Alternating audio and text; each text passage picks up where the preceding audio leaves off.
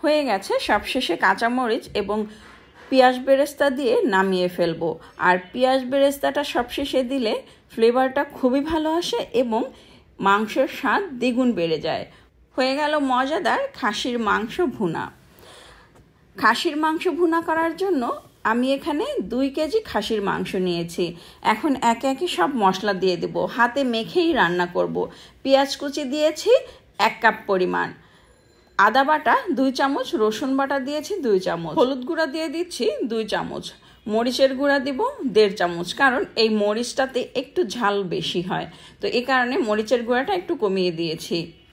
এখন এখানে দিয়ে দিব জিরার গুঁড়া। আমি জিরার গুঁড়া এখানে 2 চামচ দিয়ে দিচ্ছি। আরও দিয়ে দিব ধনিয়া গুঁড়া 2 চামচ দিব।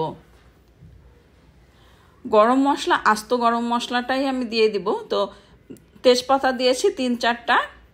আমি এখানে কালো এলাচ নিয়েছি, সবুজ এলাচ নিয়েছি, দারচিনি নিয়েছি, লং নিয়েছি, গোলমরিচ নিয়েছি। এখন এই মাংসের মধ্যেই দিয়ে দিলাম। তেল দিয়েছি 1 কাপ। সব মশলা খুব ভালো করে হাতে মেখে নিব। আর এই মাংসটা হাতে মেখে রান্না করলেই খেতে দারুণ মজার হবে। মাংস ভালো করে মেখে ম্যারিনেট করে রাখবো আমি 10 মিনিটের মতো। এরপরে আমি চুলায় বসিয়ে দিব।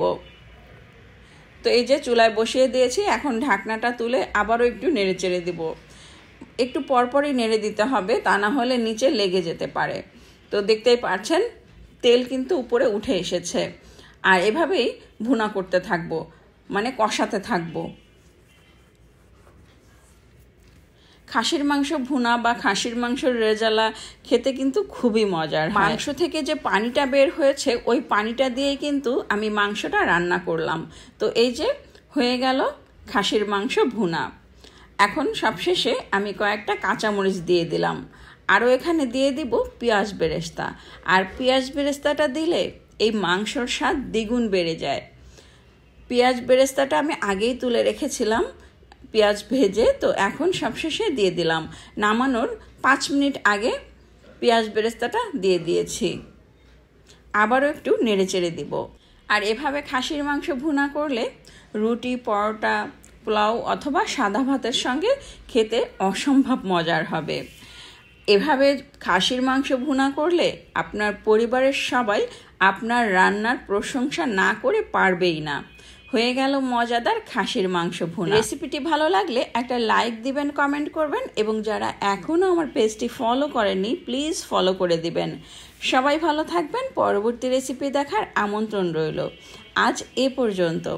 আল্লাহ হাফেজ। আসসালামু আলাইকুম।